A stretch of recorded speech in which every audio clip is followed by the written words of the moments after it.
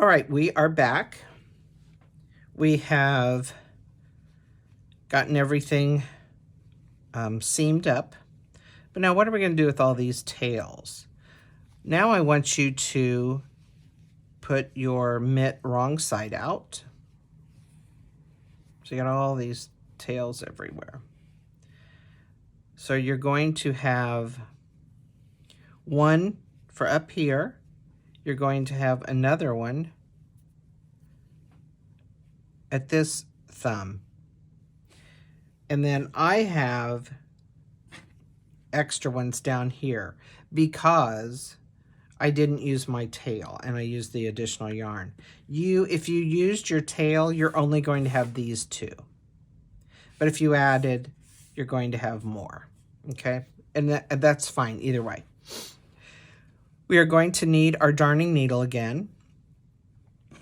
And the way we're going to weave our tails in, there are many ways of doing this. This is just how I found it easy way to do it, and it doesn't unravel. But you'll find with knitting in general, there are 50 ways to do everything. So I'm just showing you what I know. So we're going to thread our darning needle again. I don't need all this. In fact, I'm going to cut some of this off because it's really long. I do want a little piece of it. It makes it a little bit easier. What we're going to do on the part that is stockinette, which is all the pearls, we are going to go to the side that is closest to the yarn where it came out. I'm not going to go over on this side. I'm going to go on this side because it's right there. And I'm going to go under a stitch and pull it through. Not real tight. And then I'm going to see all these purl bumps. I'm going to grab these purl bumps like in a diagonal fashion. They're right there, and you just pick it up and pull that gently through. Now I'm going to see these purl bumps are kind of in a line. I'm going to go the opposite direction, and I'm going to go up this time. I'm not going all the way through. I'm not going way into the fabric. I'm just picking up these loops. 3 or 4 in a different direction. And I'm not pulling it really tight. Now I'm going to, my last one, I'm going to pick up 3 or 4 and I'm going to go straight down. So I've kind of weaved it in a W or an M. Now I'm going to kind of pull that a little bit. And when I look on the other side,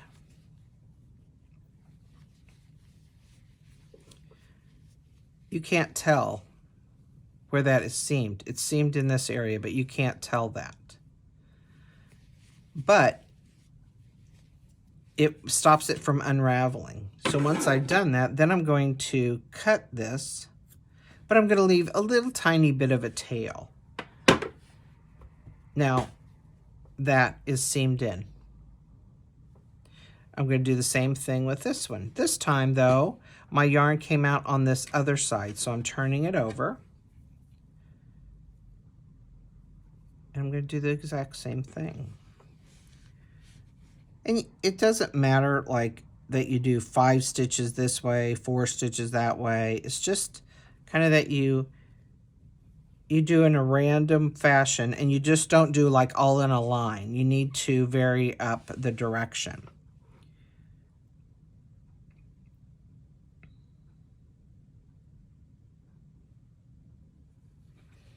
Some are wider, some are closer. That's fine. Like I said, you don't want to pull this tight.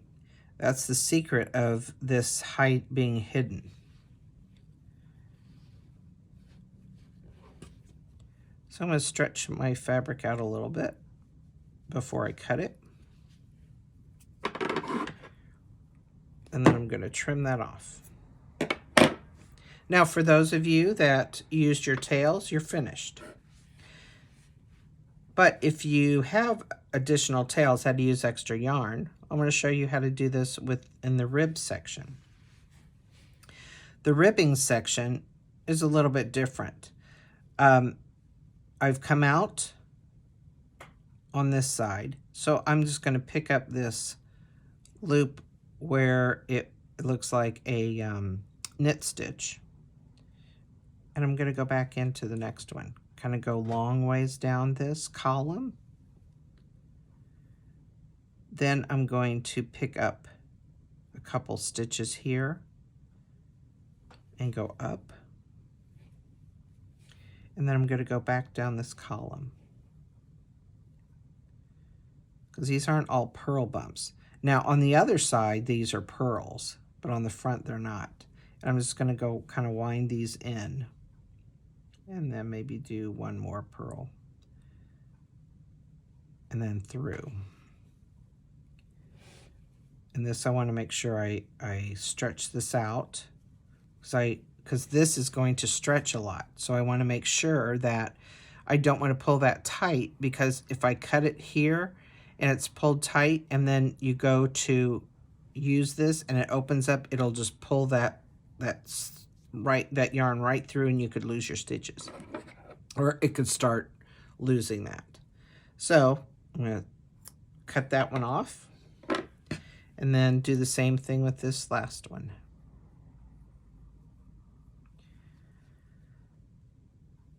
I don't want to do in the same place that I did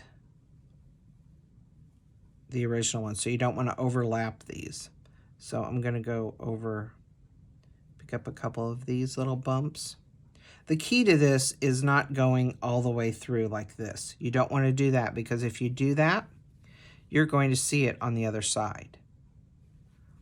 But if you just pick up the loops, you're good.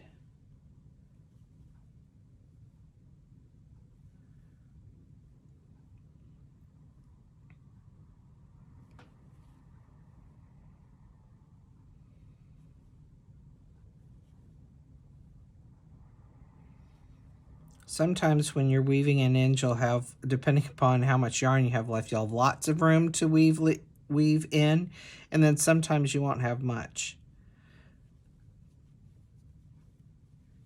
So I'm just going to stretch this out a bit.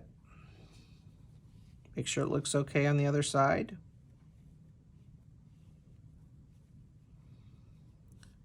Sometimes going across you can kind of tell, but now you can't.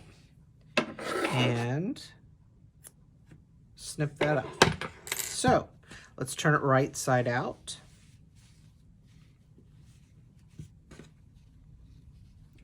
And you, my friend, have made a fingerless mitt.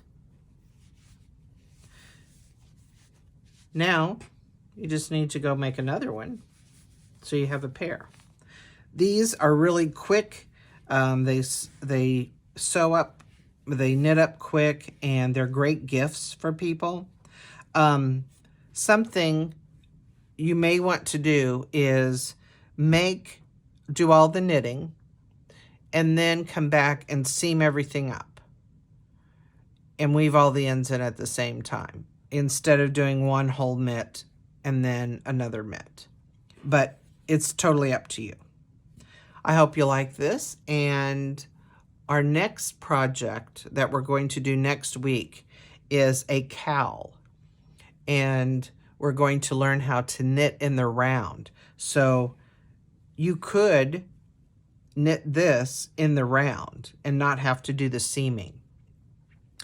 But I think seaming is a very good thing to learn. So next time we're going to learn how to just knit in the round without any seaming. So I'll see you then.